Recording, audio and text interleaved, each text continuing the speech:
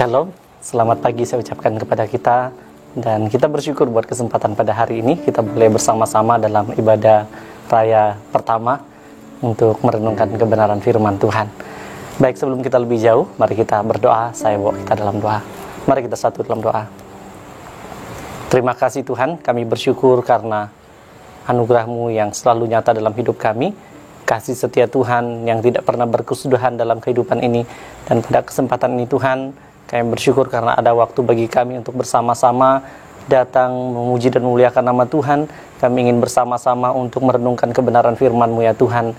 Sebelum kami lebih jauh dalam perenungan firman Tuhan, Tuhan layakkan kami, kuduskan kami, agar kebenaran firman-Mu yang kami pelajari, yang kami renungkan bersama, tidak berlalu begitu saja, tapi kebenaran firman Tuhan meneguhkan iman kami, menguatkan langkah kami, untuk kami hidup seturut dengan kehendak Tuhan di dalam kehidupan ini. Hamba yang menjadi alat-Mu, Tuhan pakai menjadi saluran berkat-Mu, sehingga setiap perkataan yang keluar dari mulut hamba-Mu ini merupakan isi hati Tuhan, yang Tuhan ingin nyatakan di dalam kehidupan kami, setiap pribadi kami ya Tuhan. Terima kasih Bapa, Tuhan sertai kami dalam perenungan kebenaran firman Tuhan dari awal hingga dapat berakhir boleh berjalan dengan baik. Ini doa kami. Di dalam nama Tuhan Yesus kami berdoa, haleluya, amin.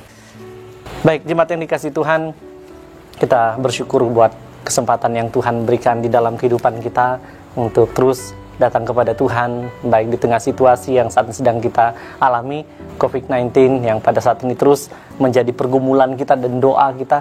Kita percaya bahwa dalam setiap hal yang kita hadapi, setiap hal yang kita lalui, ada kuasa Tuhan yang senantiasa dinyatakan dalam kehidupan kita. Baik, pada kesempatan ini mari kita membaca kebenaran firman Tuhan yang menjadi dasar renungan kita di dalam kitab Wahyu pasal 1 ayat 17 sampai 18. Kita baca dalam kitab Wahyu pasal 1 ayat 17 dan 18. Kalau sudah menemukan kebenaran firman Tuhan, mari kita baca bersama-sama. 2, 3. Ketika aku melihat dia, tersungkurlah aku di depan kakinya sama seperti orang yang mati. Tetapi ia meletakkan tangan kanannya di atasku, lalu berkata, "Jangan takut, aku adalah yang awal dan yang akhir dan yang hidup. Aku telah mati, namun lihatlah, aku hidup sampai selama-lamanya, dan aku memegang segala kunci maut dan kerajaan maut." Puji Tuhan untuk kebenaran firman Tuhan ini yang menjadi bacaan kita. Kiranya kebenaran firman Tuhan ini meneguhkan iman kita di dalam Tuhan. Tema yang diberikan untuk kita dari GKI Pusat yaitu aku adalah yang awal dan yang akhir dan yang hidup.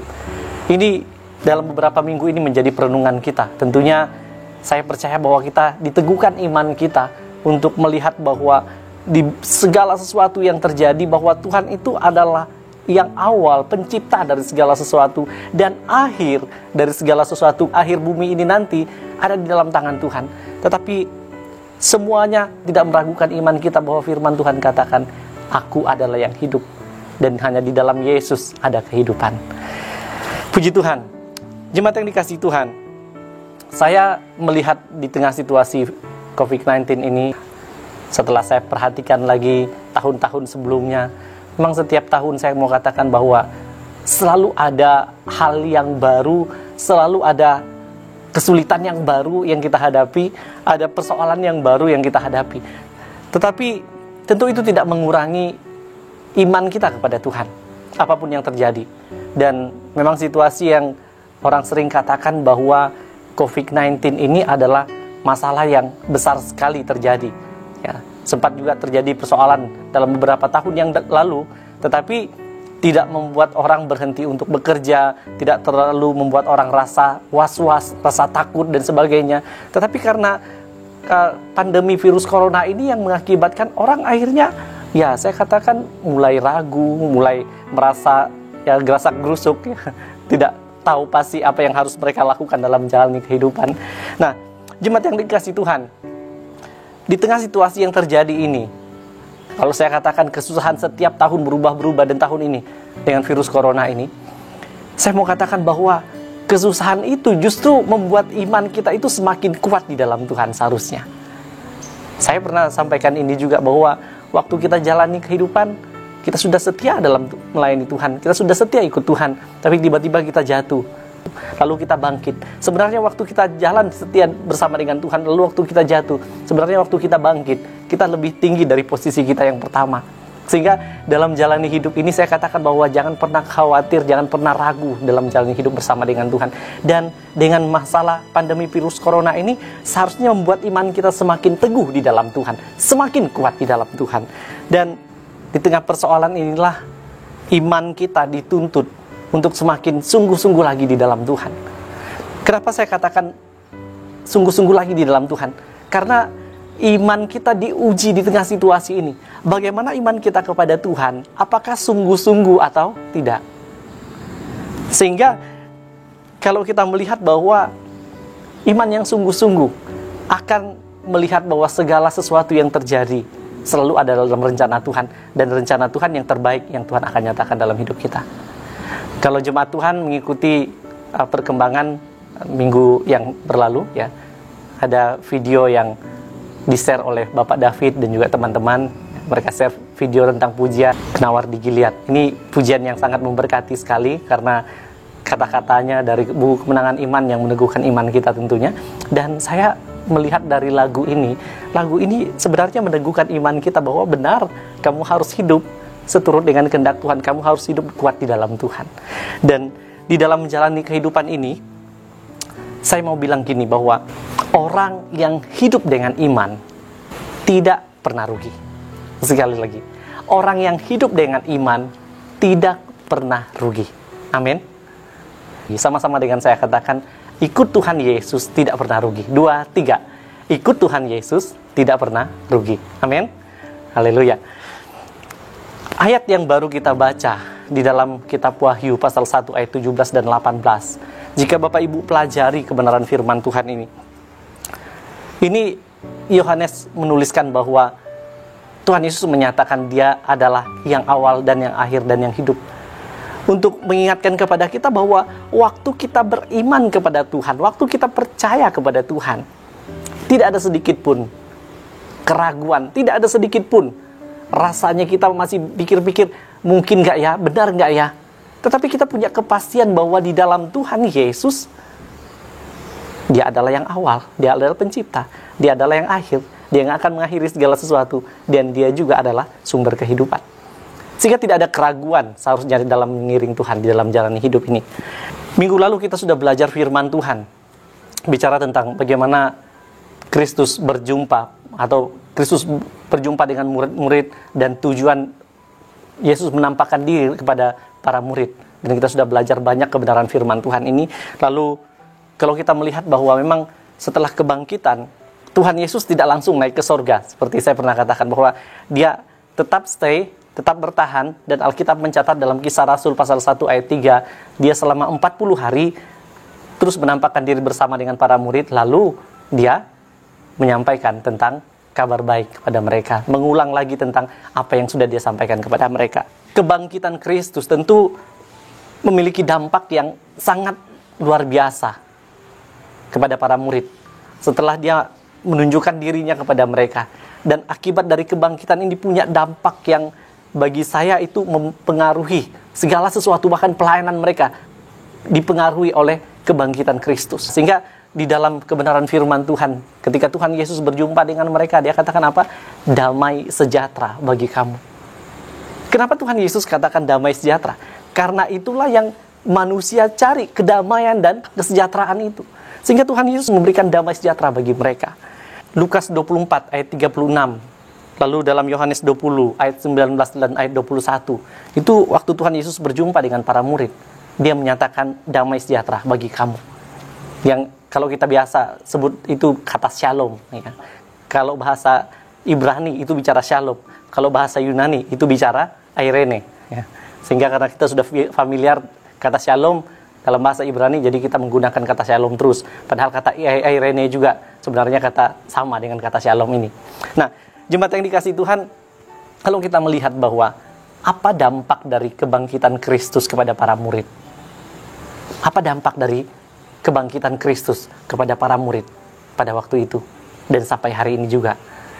Yang pertama yang saya catat bahwa dampak kebangkitan Kristus kepada para murid, yang pertama dia memberikan keberanian bagi para murid untuk bersaksi. Keberanian untuk bersaksi, keberanian untuk memberitakan Injil. Itu yang Tuhan Yesus berikan. Itu dampak dari kebangkitan Kristus, memberikan mereka keberanian untuk memberitakan Injil. Dan kalau kita melihat bahwa kalimat Tuhan Yesus kepada Rasul Yohanes, dia katakan pada ayat yang ke-17, Wahyu 1 ayat 17, bahwa jangan takut.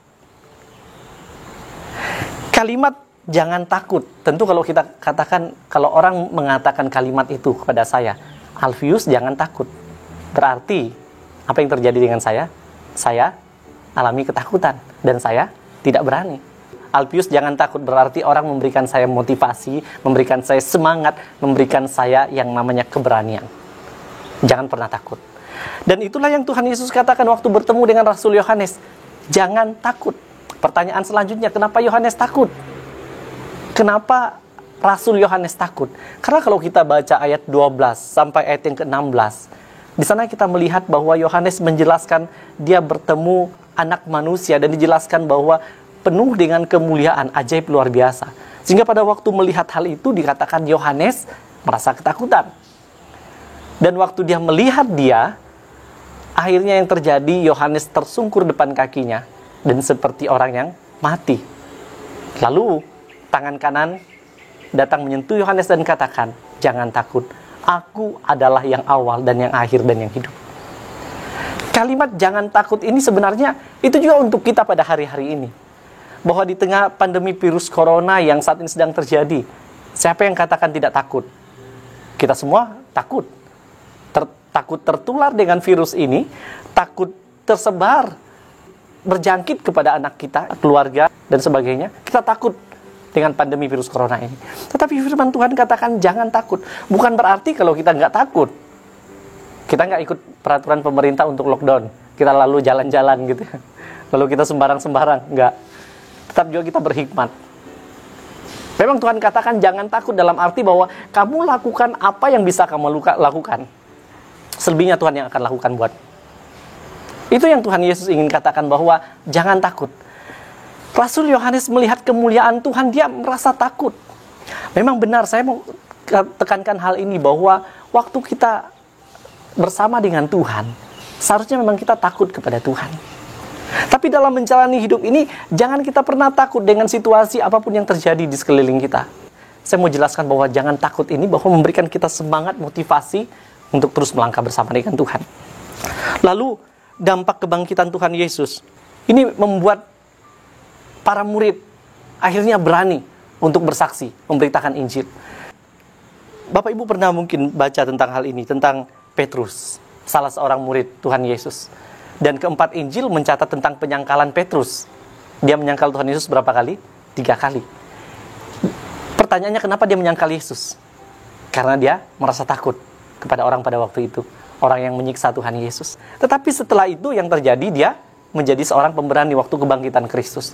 Dan kalau Bapak Ibu Saudara baca dalam Kisah Para Rasul pasal 4. Kalau kita baca dalam Kisah Rasul 4, itu bicara tentang Petrus berdiri di mahkamah agama. Dia berani bersaksi. Dia tidak takut lagi. Kalau kita melihat bahwa Petrus yang tadinya takut akhirnya menjadi pemberani. Dampak kebangkitan Kristus. Dan kalau kita melihat para murid, mereka berani untuk memberitakan Injil. Mereka berani bersaksi tentang Yesus Kristus. Dan dicatat bahwa para murid rela mati untuk kesaksian kebangkitan Kristus. Seperti yang saya pernah katakan bahwa semua murid mati dengan aniaya dan sebagainya. Tetapi hanya Rasul Yohanes yang mati dengan cara yang wajar. Ya. Yang wajar karena sudah usia senja, usia tua. Akhirnya Rasul Yohanes mati. Selain itu murid-murid yang lain alami aniaya dan sebagainya. Tetapi mereka berani untuk bersaksi, untuk menceritakan kasih Kristus. Apa dampaknya kalau Tuhan Yesus tidak bangkit, tidak menampakkan diri kepada para murid? Tentu para murid akan merasa takut, merasa was-was. Mereka tidak akan berani, sehingga para murid ini kalau kita katakan bahwa mereka tidak akan bisa berbuat apa-apa lagi setelah Tuhan Yesus mati dan tidak bangkit-bangkit. Tetapi perhatikan, para murid memiliki keberanian untuk bangkit dan bersaksi, menyampaikan Injil setelah kebangkitan Yesus. Pasti dampak ketakutan memang yang mereka rasakan waktu Tuhan Yesus telah mati dan dikuburkan. Sehingga kalau kita katakan bahwa untuk pergi melihat tempat Tuhan Yesus dikubur, mereka masih berpikir untuk pergi ke sana. Tetapi setelah tahu bahwa Tuhan Yesus bangkit, mereka punya keberanian.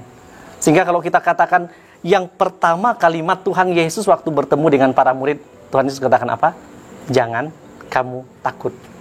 Kalau kita melihat dalam Injil Matius 28 ayat 5, lalu pada ayat yang ke-10, kemudian ada juga di dalam Injil Markus 16 ayat 6. Itu di sana berkata bahwa jangan takut, jangan takut. Injil Matius dan Markus, mereka mencatat hal itu. Lalu bagaimana dengan Injil Lukas? Injil Lukas juga mencatat tentang ketakutan, walaupun dia tidak sama dengan Injil Matius dan Markus mencatat. Injil Lukas mengatakan bahwa mereka terkejut dan takut. Itu dalam Injil Lukas 24 ayat yang ke-37.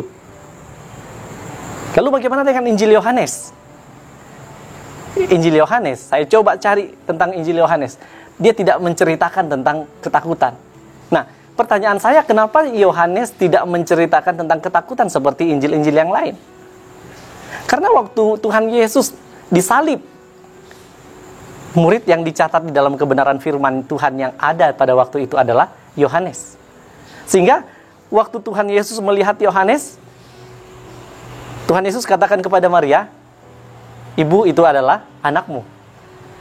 Jadi sebenarnya ketakutan tidak ada dalam diri Yohanes. Sehingga kalau kita melihat bahwa kata jangan takut ini, akhirnya Yohanes tulis nggak? Dia tulis, tetapi bukan dalam Injil Yohanes, tapi dia akan tulis di kitab Wahyu. Kenapa hal ini baru disampaikan? Karena memang waktu perjumpaan Tuhan Yesus dengan Yohanes, kalimat ini yang muncul, jangan takut. Di Pulau Patmos, sebenarnya Yohanes rasa ketakutan yang sangat luar biasa. Kenapa? Karena setelah dia alami aniaya dan sebagainya, tetapi dia terus memberitakan Injil, lalu dia diasingkan di Pulau Patmos. Pasti ketakutan itu muncul dalam diri Yohanes. Sehingga waktu Tuhan Yesus berjumpa dengan dia, Tuhan Yesus dikatakan memegang dia dan katakan jangan takut. Tuhan Yesus ingin katakan bahwa Yohanes, saatnya kamu jangan takut lagi. Kamu harus terus pegang keberanian yang ada untuk terus menjadi saksi, untuk terus memberitakan Injil. Dan kalau kita melihat bahwa selama 30 tahun Yohanes di Pulau Patmos, akhirnya waktu dia dibebaskan, dia kembali melayani Tuhan. Dia menjadi seorang hamba Tuhan dan setia melayani Tuhan, memberitakan Kristus sampai dia meninggal dunia. Jemaat yang dikasihi Tuhan, dampak kebangkitan Kristus memberi keberanian untuk bersaksi. Mereka tidak lagi takut dengan ancaman dan aniaya yang terjadi, tapi mereka punya kepastian untuk menjalani kehidupan bersama dengan Tuhan. Mereka berani hidup dalam kebenaran. Saudara, saat ini di tengah virus corona yang terjadi, seharusnya kita hidup selalu dalam kebenaran. Saya percaya semua kita hidup dalam kebenaran, amin. Saya percaya kita harus selalu hidup dalam kebenaran. Walaupun kita tidak lagi ada ibadah bersama di gereja, tetapi itu tidak mengurangi sukacita dan iman kita kepada Tuhan. Mungkin ada yang berpikir, apa susahnya hidup dalam kebenaran? Toh, virus corona datang kepada kita, dan kita harus lockdown, tinggal di rumah. Apa susahnya hidup dalam kebenaran? Tapi pertanyaan saya, apakah benar Anda membawa keluarga Anda hidup dalam kebenaran? Apakah benar di rumah Anda ada puji-pujian, di rumah Anda ada doa? Apakah benar di rumah Anda ada firman Tuhan yang selalu Anda renungkan? Saudara, minggu yang telah berlalu, kita baru dengar kabar bahwa ada keluarga yang didatangi oleh orang-orang yang menyuruh mereka untuk tidak beribadah. Sebenarnya ini sebuah kekeliruan. Ya. Akhirnya mereka dilarang untuk beribadah memuji Tuhan, padahal mereka berkeluarga dalam rumah itu. Lalu saya melihat lagi YouTube selanjutnya, di medsos juga ada permohonan maaf dari orang yang datang melarang mereka untuk beribadah. Permohonan maaf atas kesalahpahaman yang terjadi. Ya, saya mau katakan itu ya terjadi di beberapa tempat. Tapi kita harusnya bersyukur di tempat-tempat kita tidak ada yang melarang seperti itu. Namun kita harus senantiasa melihat bahwa justru di tengah situasi ini kita harus sungguh-sungguh di dalam Tuhan beribadah. Oleh sebab itu firman Tuhan katakan bahwa ketika dampak kebangkitan Kristus memberikan keberanian untuk para murid memberitakan Injil, dan seharusnya itu juga terjadi dalam kehidupan kita. Dengan kita bersama-sama mengingat kembali, memperingati kebangkitan Kristus, menjadikan kita semakin kuat lagi di dalam Tuhan. Dan kita tidak putus asa dalam menjalani kehidupan ini. Kalau kita melihat kalimat, saya coba pelajari jangan takut di dalam Alkitab. Ternyata itu sebanyak 365 kali kata jangan takut ini muncul. Lalu kalau dalam 1 tahun, berapa hari? 365 hari dalam 1 tahun. Berarti Tuhan mau katakan begini, setiap hari ada kalimat jangan takut dari Tuhan untukmu. Jangan takut, jangan takut, jangan takut. Firman Tuhan katakan bahwa kamu harus punya keberanian untuk bersaksi. Kita bisa bersaksi di media sosial banyak sekali ya hal-hal yang bisa kita sampaikan untuk bersaksi tentang kasih Kristus. Di media sosial juga kita bisa buat di status kita. Kalau kita berani untuk bersaksi, buatlah di status kita setiap hari ayat firman Tuhan. Buatlah di status kita tentang doa. Buatlah di status kita bagaimana kita mau bersaksi bahwa menceritakan tentang Tuhan Yesus dalam hidup kita. Jangan pernah malu. Seperti saya katakan, kita beriman kepada Tuhan, ikut Tuhan tidak pernah rugi. Kita pasti akan menikmati sukacita dan damai daripada Tuhan. Dan dampak yang terakhir dari kebangkitan Kristus. Yang pertama, dampaknya memberikan keberanian untuk para murid bersaksi untuk memberitakan Injil. Yang kedua, Tuhan Yesus memberi kepastian hidup yang kekal. Memberi kepastian kehidupan yang kekal kepada para murid. Setelah Tuhan Yesus bangkit, dijelaskan bahwa Tuhan Yesus berjumpa dengan murid, menampakkan diri selama 40 hari. Dan di sana Alkitab menjelaskan bahwa Ia menampakkan diri kepada para murid. Dan ini yang penting, bicara kepada mereka tentang kerajaan Allah. Tuhan Yesus berbicara kepada mereka tentang kerajaan Allah. Apa itu kerajaan Allah? Yaitu tentang surga. Tentang bagaimana mereka harus hidup seturut dengan kehendak Tuhan. Sehingga kalau mereka hidup seturut dengan kehendak Tuhan, mereka seharusnya melihat bahwa Tuhan Yesus adalah sumber dari segalanya. Tuhan Yesus ingin memberikan mereka kepastian akan kehidupan kekal. Sehingga tidak ada keraguan bagi mereka. Saya coba bayangkan diri saya, kalau saya menjadi murid Tuhan Yesus pada waktu itu, pada waktu peristiwa itu, ya, pada waktu peristiwa kebangkitan Yesus. Kalau saya ada di situ, saya akan juga sebagai murid pasti akan tanya, Tuhan, setelah bangkit Tuhan mau kemana? Saya akan tanya dia. Lalu dia katakan, saya akan pergi ke surga. Saya senang nggak? Senang. Lalu saya akan tanya banyak tentang apa itu surga. Karena saya ingin tahu banyak tentang hal itu. Dan waktu Tuhan Yesus, dia bangkit dan naik ke surga, dia katakan kepada para murid bahwa aku pergi ke situ untuk menyediakan tempat bagimu. Sehingga Tuhan memberikan kepastian kehidupan kekal bagi para murid. Kehidupan yang kekal yang tidak pernah ditawarkan oleh manusia, tetapi Tuhan Yesus menawarkan kepada mereka bahwa ikut saya, ada kehidupan yang kekal yang akan kamu nikmati. Ikut Tuhan Yesus, ada kehidupan kekal. Rasul Yohanes menjelaskan bahwa Tuhan Yesus mengatakan dia hidup untuk selama-lamanya. Sehingga tidak ada keraguan sedikit pun bagi kita untuk tidak percaya kepada Tuhan Yesus. Karena hanya di dalam Yesus ada kepastian akan kehidupan kekal. Amin. Hanya ada di dalam Yesus. Dan dampak dari kebangkitan Yesus ini memberikan kepastian hidup kekal kepada para murid. Sehingga mereka tidak perlu takut lagi di tengah tantangan yang mereka alami. Tidak takut lagi kepada orang-orang yang ingin menganiaya mereka.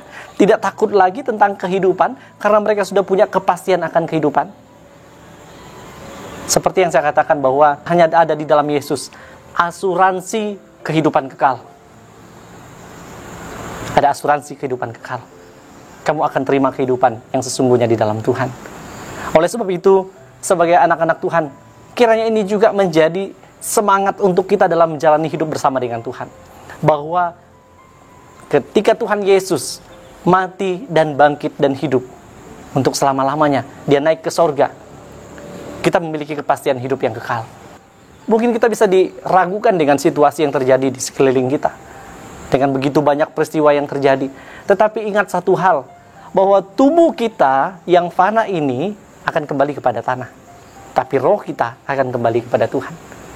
Dan kita akan menikmati kehidupan yang kekal, yang tidak pernah ada orang menawarkan kehidupan kekal. Dan hanya Tuhan Yesus satu-satunya yang menawar kehidupan kekal untuk kita.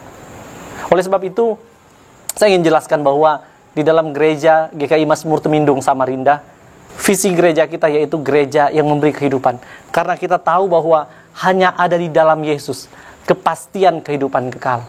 Dan bicara tentang kepastian kehidupan kekal, kita sudah terima.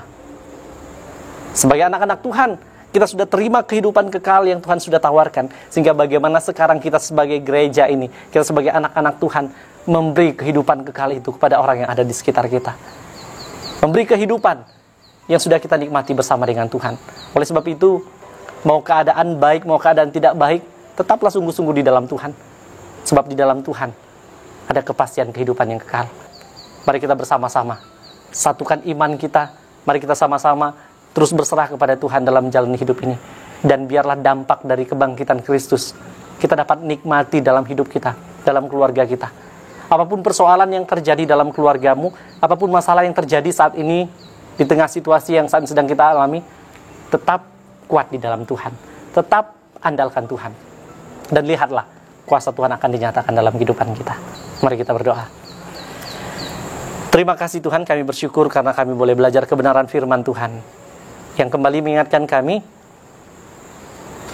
boleh senantiasa melihat bahwa Tuhan Yesus adalah yang awal dan yang akhir dan yang hidup. Dan kami melihat bahwa kebenaran firman-Mu yang sudah kami renungkan bersama mengingatkan kami, untuk kami sebagai anak-anak Tuhan, melihat bahwa ketika Kristus bangkit, memberikan pengharapan bagi kami akan kehidupan. Dan terlebih kami percaya bahwa dengan kebangkitan Kristus itu berdampak besar untuk kami, untuk terus kami berani untuk bersaksi, memberitakan Injil selagi kami hidup ya Tuhan. Dan kami juga mau biarlah dengan kebangkitan-Mu ini memberikan kami kepastian akan kehidupan kekal. Mungkin kami bisa diragukan dengan situasi yang terjadi di sekeliling kami, tapi kebenaran firman Tuhan meneguhkan iman kami. Dan biarlah kami sebagai anak-anak Tuhan selalu hidup layak di hadapan Tuhan. Kami tetap mempertahankan Kristus sampai di akhir hidup kami ya Tuhan. Terima kasih Bapa, hamba sudah berhenti menjelaskan firman Tuhan. Biarlah dengan kuasa Roh Kudus-Mu menjelaskan kebenaran firman ini dengan lebih detail kepada setiap pribadi kami. Meteraikan kebenaran firman-Mu ini dalam setiap hati kami Bapa. Kami tidak hanya menjadi pendengar, tapi kami menjadi pelaku kebenaran firman Tuhan. Terima kasih Tuhan Yesus, ini doa kami, ucapan syukur kami buat kebenaran firman Tuhan. Di dalam nama Tuhan Yesus kami berdoa, haleluya, amin. Puji Tuhan. Baik, jemaat yang dikasihi Tuhan, kiranya minggu-minggu yang akan kita jalani dalam minggu ini membuat kita tetap semangat di dalam Tuhan, tetap kuat di dalam Tuhan, terus mengandalkan Tuhan, dan biarlah minggu ini menjadi minggu keberkatan buat kita semua. Selamat hari Minggu, Tuhan Yesus memberkati. Amin.